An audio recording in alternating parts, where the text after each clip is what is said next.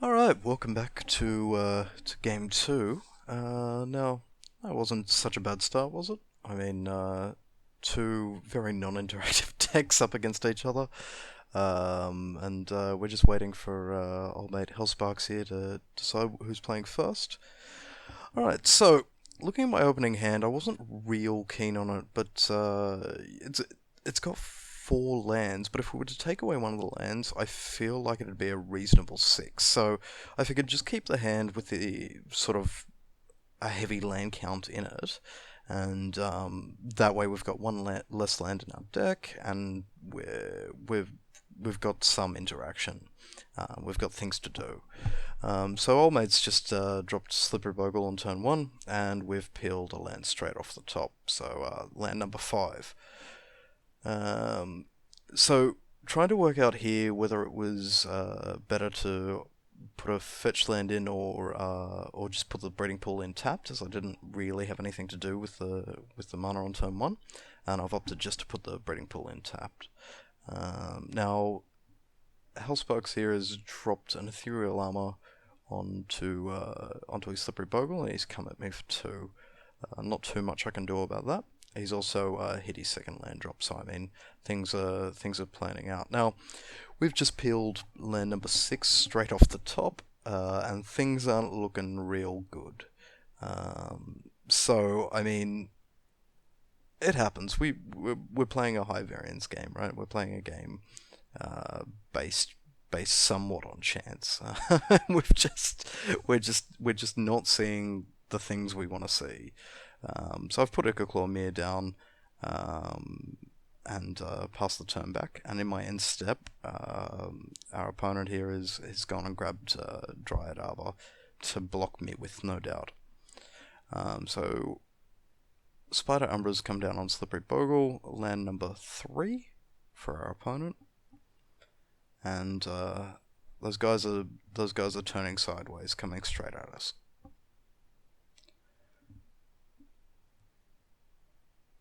So my turn 4. Now I've peeled a my turn 3, beg your pardon. I've peeled a Vines of the Vastwood here, so finally we're seeing some action. We've got 2 Vines and a Groundswell, but our opponent has a Dryad Arbor ready to jump in front. So of course we're playing an aggressive deck. We're sending our guy in sideways, and Dryad Arbor's going to jump in front here.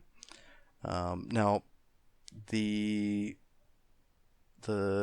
I mean, we're not going to trade there. The Ichorclaw Myr has a trigger that gives it +2/+2 whenever it's blocked, and we've been pathed. So in response to the path, we've cast Vines of the Vastwood, which essentially counters it.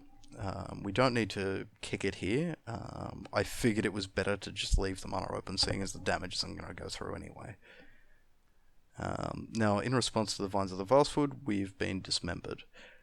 Now, we can choose between Vines of the Vastwood and Groundswell to play in response to this Dismember. Obviously, the Myr's our only creature, so we've got to look after him. I figured, seeing as we already had the landfall trigger, better off to use the Groundswell now and save the Vines, perhaps for another path or something like that. Sort of Groundswell covers a little bit less when you're playing reactively. So the stack's resolved now. He's lost his Dryad Arbor, a Dismember, and a Path, and I've lost a Vines of the Vastwood and a Groundswell. Things could be worse. Anyway, the turn's gone back to old mate, and he's come over with his Slippery Bogle. But there's no extra enchantments here, so I mean it could be worse. And our opponent has tapped some mana. Oh no, he just played the Temple Garden tapped. So in my upkeep, he's gone to path the Myr. Thankfully, we still have a Vines left, and I figured we'd kick this one, seeing as, I mean, this is his 3rd removal spell. And as we only have lands in our hand, and there's land number 7 straight off the top, there was no harm in kicking it, getting the extra point of damage. And if he doesn't have a blocker, so if he doesn't have any more removal spells, we can get in there for 5 poison. So I've swung for 5 and passed it back. Our opponent's coming in with Slippery Bogle. and putting us down to 5. Now in his second main, he's played a second creature, and this really is sort of the end. I mean, I sat here and I sort of evaluated the situation to make sure there was nothing I missed, but there's no way we can win this game from this position. We have one creature. He has a blocker. If we attack his Glade Cover Scout blocks us, he can then untap and attack us for 4. Now he doesn't have any cards in hand.